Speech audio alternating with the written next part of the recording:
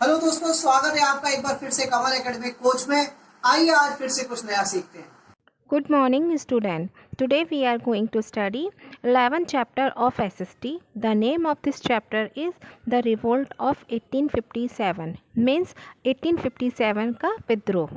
The Revolt of 1857 is one of the greatest stories to be written on the pages of history text. It was a struggle of violence versus non-violence. It was a struggle of silent tolerance of exploitation and slavery. The revolt of 1857 means 1857 की क्रांति इतिहास के पन्नों में लिखी हुई सबसे बड़ी स्टोरी है जिसे भुलाया नहीं जा सकता। ये वॉलेंस और नॉन वॉलेंस के बीच का स्ट्रगल था। ये साइलेंट टॉलरेंस ऑफ एक्सप्लॉइटेशन और स्लेवरी का स्ट्रगल था। दैट मीन्स शोषण और गुलामी की मूक सहनशीलता का संघर्ष का समय था। India had trade with the Arabs, Greeks and Romans who visited India for centuries to trade in these commodities and articles. Bharat के अरब, ग्रीक्स और रोमन्स के साथ में व्यापारिक संबंध थे, जो सदियों से अपने व्यापार के लिए भारत से संबंध जिन्होंने बनाए रखे थे। About 500 years ago, the Europeans also decided to start trade here in our country. लगभग 500 साल पहले यूरोपियंस ने ये डिसाइड किया कि वो हमारे देश के साथ में व्यापार करना शुरू करें। This made the Portuguese visit India. इसके लिए पुर्तगीज़ भारत में आए। They came to India and landed in Calicut in Kerala. वे भारत में आए और इंडिया के कालीकट जो केरला में है वहाँ पर उन्होंने लैंड किया। It was a place well known for species. यह जगह स्पीसीज मीन्स मसालों के लिए प्रसिद्ध है। The king of Calicut thought that trade relation with the Portuguese would be beneficial for both the countries. Calicut के राजा ने यह सोचा कि पुर्तगीज़ के साथ में जो ट्रेड रिलेशन है वो दोनों के लिए बेनिफिशियल होगा, दोनों कंट्रीज़ के लिए, इंडिया के लिए भी और पुर्तगीज़ के लिए भी। But the Portuguese has something else in their mind. लेकिन पुर्तगीज़ के दिमाग में कुछ और ही चल रहा था। They wanted to be the only ones among the Europeans to be allowed to trade. वे चाहते थे कि यूरोपियंस में केवल पुर्तगीज़ को ही अलाउड किया जाए भारत में ट्रेडिंग के लिए। Hence they asked the king to sink the ships of other countries who had trade with him. इसलिए उन्होंने वहाँ के राजा को ये बोला कि जो अदर कंट्रीज से आने वाले जो शिप्स हैं उनको उसमें सी में सिंक कर दिया जाए, डुबो दिया जाए और उनके साथ में कोई ट्रेड नहीं बनाया जाए। During this period, there were many small kingdoms on the western coast of India. That means India के वेस्टर्न कोस्ट में मतलब पश्चिमी समुद्र किनारे उस समय बहुत से छोटे छोटे राजाओं का राज्य था। The Portuguese instigated the kings to fight each other. Means Portuguese ने राजाओं को एक दूसरे से लड़ने के लिए भड़काया, उन्हें उकसाया कि वो एक दूसरे से लड़ाई करें। They also help the kings to fight and defeat others. उन्होंने खुद एक राजा की मदद की और दूसरे राजा को हराया भी। They succeeded in their aim and in the process extracted wealth and even power for themselves. वे अपने एम में, अपने लक्ष्य में कामयाब हुए और उन्होंने बहुत सारा धन इकट्ठा कर लिया। They force the subdued kings to sell their articles at low prices. उन्होंने हारे हुए राजा को जो अपने आर्टिकल्स हैं उनको बहुत ही कम कीमत में बेचने के लिए फोर्स किया। Gradually the Portuguese become rich in very short span of time. Gradually जो पुर्तगीज़ थे बहुत ही कम समय में बहुत ज़्यादा रिच हो गए। Soon other European countries came to India in pursuit of what the Portuguese had succeeded to do. Portuguese की सक्सीड को देखकर कुछ अन्य यूरोपियन कंट्रीज़ जो हैं वो भारत में कुछ पाने की कोशिश में यहाँ पर आई, बहुत ही जल्दी यहाँ भारत आई। They were the Dutch, the French and the British. वे डच, फ्रेंच और ब्रिटिशर्स थे। They followed the footsteps of Portuguese and fought among themselves. उन्होंने पुर्तगीज़ के फुट स्टेप्स को फॉलो किया और आपस में लड़ाइयाँ की। Finally the British became victorious by getting rid of almost all European power. Finally Britishers सभी यूरोपियन पावर से छुटकारा पाकर विजयी हो गए। In India the rich British traders form the East India company. Bharat में जो रिच ब्रिटिश ट्रेडर्स थे, व्यापारी थे, उन्होंने ईस्ट इंडिया कंपनी बनाई। This company was form to trade with India.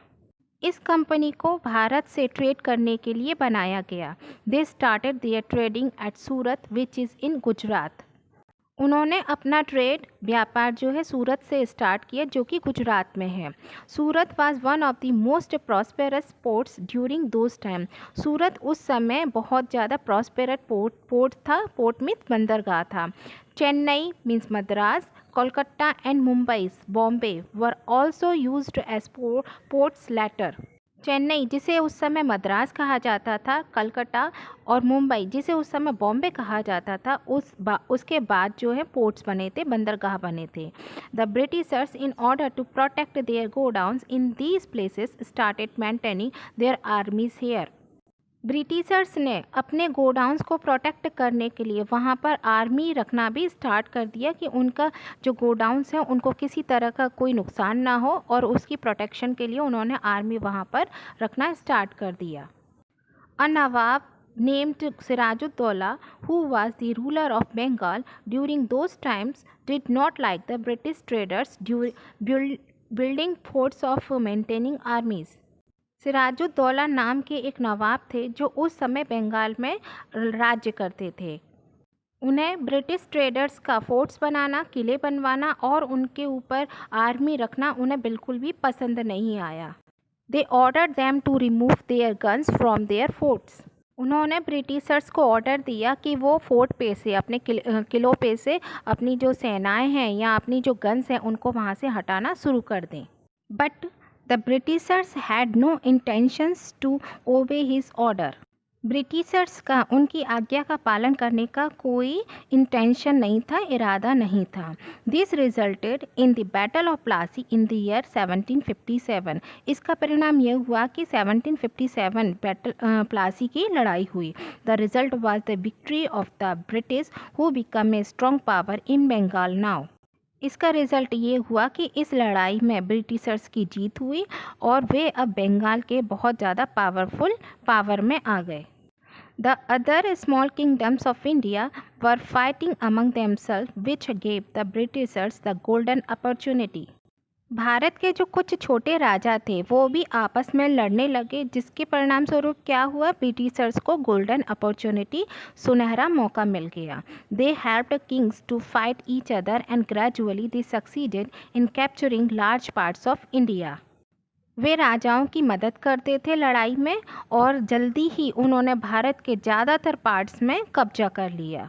The Kings become puppet in the hands of Britishers. जो Kings थे, जो राजा थे, वो अब ब्रिटिशर्स के हाथ की कठपुतली बन चुके थे। They sign treated with the kings which they were bound to follow. Britishers राजाओं से कुछ संधियों पर साइन करवा लेते थे और राजा उन संधियों को फॉलो करने के लिए बाउंड हो जाते थे। In this manner the Britishers collected huge wealth from the people and kings in parts of Bihar. इस तरीके से ब्रिटिशर्स ने बिहार के राजाओं और लोगों से बहुत सा धन इकट्ठा कर लिया। Farmers were made to grow indigo, a blue powder used for dyeing meal clothes. Farmers को इंडिगो उगाने के लिए फोर्स किया गया। इंडिगो क्या होता है? इंडिगो एक ब्लू पाउडर होता है जो कि कपड़ों की डाइंग के लिए यूज़ किया जाता है। इस then they were made to export at very low prices. Farmers wanted to grow food grains and feed themselves, which they were not allowed to. The result was that the Indian farmers became poorer under the British rule. उसके बाद उन्हें Indigo को export करने के लिए बहुत ही कम price पे वो एक्सपोर्ट करने के लिए फोर्स किया जाता था। फार्मर्स अपने भोजन के रूप में फूड ग्रेन्स उगाना चाहते थे, उन्हें उसके लिए अलाउड नहीं किया जाता था। इसका रिज़ल्ट ये हुआ कि ब्रिटिश रूल के अंदर जो फार्मर्स थे, इंडियन फार्मर्स थे, बहुत ज़्यादा पुअरर और पुअरर होते चले गए। The same was the condition of the weavers who were forced to sell their produce by prices decided by the Britishers. यही सेम कंडीशन वेवर्स की मीन्स बुनकरों की हुई, जो कपड़ा बुनते हैं उनकी हुई। उन्हें भी अपने जो प्रोडक्ट थे, जो ब्रिटिशर्स जो प्राइस डिसाइड कर देते थे, उसी प्राइस पर उन्हें अपने प्रोडक्ट को बेचने के लिए फोर्स किया गया। Anybody found selling their cloth other than the Britishers were severely punished. किसी को भी अगर ब्रिटिशर्स के अलावा अपना क्लॉथ किसी और को सेल करने के लिए देख लिया जाता था तो ब्रिटिशर्स उन्हें बहुत ज़्यादा पनिश्ड करते थे। The Indian farmers, the traders, the Nawabs and even the kings were very unhappy the way in which the Britishers were ruling the country. Bharat में जब ब्रिटिशर्स का राज था तब उस समय फार्मर्स, ट्रेडर्स, नवाब, यहाँ तक कि किंग सभी अनहैप्पी थे ब्रिटिशर्स से। The Indian had lost their freedom. Indians ने अपनी जो फ्रीडम थी, स्वतंत्रता थी, वो लॉस्ट कर दी थी। The Britishers made laws very cleverly which left the nawabs and kings just puppets in the hands of the foreigners. Britishers ने बहुत ही चालाकी से कानून बनाए जिससे जो नवाब थे वो फॉरेनर्स की हाथ की, नवाब और किंग थे वो फॉरेनर्स के हाथ की कठपुतली बन चुके थे। If any king died without a child और heir to the throne then his kingdom would be taken over by the British. अगर कोई भी राजा बिना चाइल्ड के या बिना उत्तराधिकारी के अपने राज्य में डेथ हो जाती थी उसकी, तो जो ब्रिटिशर्स थे उसके किंगडम को उसके बाद में अपने हैंडओवर कर लेते थे। The kings were left with no power by which they could make treaties and friendship among themselves. इस तरह से राजाओं के पास कोई पावर नहीं होती थी तो वो ब्रिटिशर्स के साथ में ट्रीटीज संधि करने और फ्रेंडशिप करने के अलावा उनके पास कोई भी चारा नहीं होता था। The Indian cottage industries also had a setback. Indian cottage industries को भी बहुत बड़ा झटका लगा। इंडिया में बहुत बड़ी लार्ज हैंडलूम इंडस्ट्री थे। गांव के वेवर्स जो हैं अपने प्रोडक्ट को जो लोकल पॉपुलेशन थी उसको सप्लाई करते थे। By this time, the Britishers too started up big textile mills in England.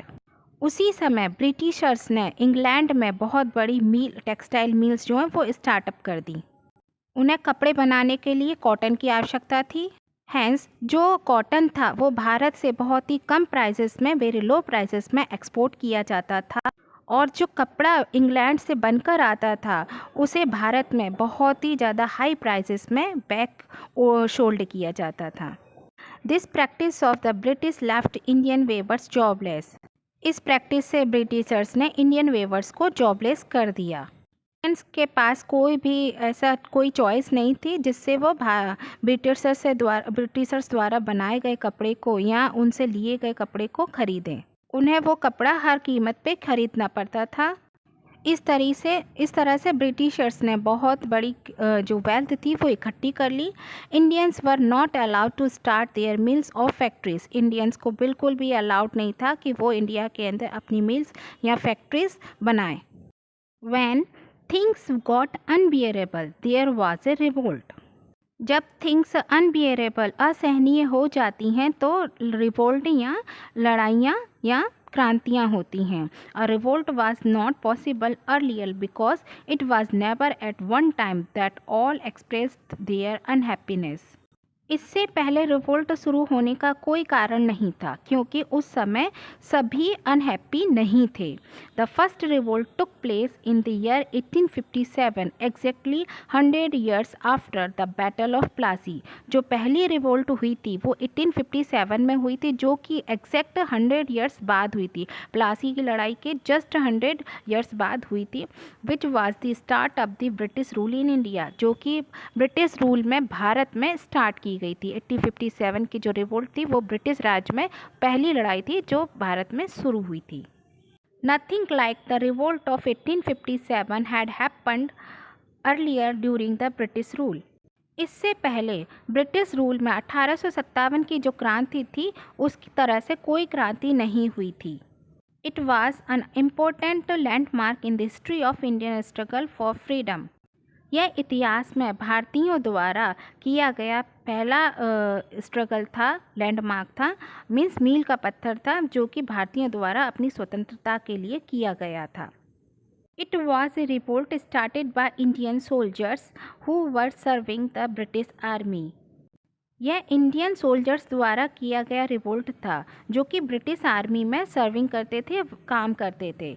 The Indian soldiers were not treated properly. उस समय जो इंडियन सोल्जर्स थे उनको ब्रिटिश आर्मी में अच्छी तरीके से ट्रीट नहीं किया जाता था। They were in the British army but not allowed higher position in spite of their abilities. अपनी एबिलिटी के अकॉर्डिंग ब्रिटिश आर्मी में इंडियंस को हायर पोजीशन में अलाउड नहीं किया जाता था। The first spark of this revolt started from Meerut, not far from the capital of India, Delhi. ये जो फर्स्ट रिवोल्ट थी वो मेरठ से स्टार्ट की गई थी, मेरठ से स्टार्ट हुई थी, जो कि हमारी जो इंडिया की जो कैपिटल है दिल्ली उससे ज़्यादा दूर नहीं है। After the opposition of battalion of the British Army against the British Raj, this unrest spread rapidly to large part of northern and central India. British Raj में बटालियन के अपोजिशन के बाद में मध्य भारत के और उत्तरी भारत के ज़्यादातर हिस्सों में ये आंदोलन पूरी तरीके से फैल गया। Other section of the Indian society also join hands with the soldiers. Indian society के अदर सेक्शन ने भी ब्रिटिश सोल्जर्स के साथ में हाथ मिलाया। Even the farmers and the workers took part, and the last Mughal emperor Bahadur Shah Zafar was made their leader. यहाँ तक कि फार्मर्स और वर्कर्स ने भी इसमें भाग लिया और लास्ट मुग़ल एम्परर बहादुर शाह जफ़र को अपना लीडर बनाया। पेशवा के नाना साहिब, कुंवर सिंह, तात्या टोपे, लियाकत अली उस समय के प्रमुख नेता थे। झांसी की रानी लक्ष्मीबाई और बेगम हज़रत महल, अवध की बेगम हज़रत महल के बलिदान को भी हम अनदेखा नहीं कर सकते। The British succeeded in suppressing the revolt. अंग्रेज विद्रोह को दबाने में सफल रहे। Their cruelty no bounds. उनकी निर्दयता की कोई सीमा नहीं रही। Both the sons of Bahadur Shah Zafar were killed. Bahadur Shah Zafar के दोनों लड़कों को मार दिया गया। They were beheaded and their heads were presented to their old father Bahadur Shah Zafar. उनके लड़कों के सिर कलम करके उनके जो हेड्स थे वो ओल्ड बहादुर शाह जफ़र के सामने पेश किए गए। He also was arrested and kept in prison in Myanmar, Burma, outside India. बहादुर शाह जफ़र को भी अरेस्ट कर लिया गया और उन्हें भारत से बाहर जो म्यांमार है, जिसे पहले बर्मा कहा जाता था, वहाँ पर उन्हें बंदी बना दिया गया। Thousands of Indian were hanged. हजारों इंडियंस को हैंग्ड किया गया, फांसी पर चढ़ा दिया गया। Many were tied to the mouth of big guns and blown up. कईयों को तोप के मुंह से बांधकर उड़ा दिया गया। Even villagers were burn down. Villagers को भी जला दिया गया। But all this brought the East India company to an end. लेकिन इन सब ने ईस्ट इंडिया कंपनी को अपने एंड तक पहुंचा दिया। The territories were taken over by the British itself, and the Indian princes were asked to rule their territories. जो टेरिटरीज थी उसे ब्रिटिश ने अपने हाथों में ले लिया और उन्हें इंडियन प्राइजेस पर रूल करने के लिए कहा। But they remained completely under the authority of British rule. और उन्हें रिमांड कराया गया कि वो पूरी तरीके से ब्रिटिश रूल के अथॉरिटी में हैं। Governor general of India was appointed by the British government. British government द्वारा भारत के लिए गवर्नर जनरल अपॉइंट किया गया। He was also called the viceroy. उन्हें वायसराय कहा जाता था। He would be the Kings representative who would rule this country. वह किंग के रिप्रेजेंटेटिव मीन्स प्रतिनिधित्व होते थे जो इस कंट्री में शासन करते थे। The condition of Indians kept deteriorating, they were continued to be harassed and suppressed. Indians की हालत बिगड़ती गई और उन्हें हैरेस्ड किया गया और सप्रेस्ड किया गया। The Indian revolt of 1857 had shown the Indians a ray of hope. 1857 के इंडियन रिवोल्ट ने इंडियंस को एक आशा की किरण दिखाई दी। The more the British tried to suppress the Indians, the stronger became their urge to attain freedom. British Indians को दबाने के लिए ट्राई करते रहे और इंडियंस भी आज़ादी पाने के लिए स्ट्रॉन्गर संघर्ष करते रहे। The chapters to come will tell us about the Indian struggle for freedom. आने वाले चैप्टर्स हमें फ्रीडम के लिए इंडियंस के स्ट्रगल के बारे में बताएंगे। Till then, thank you. Have a nice day.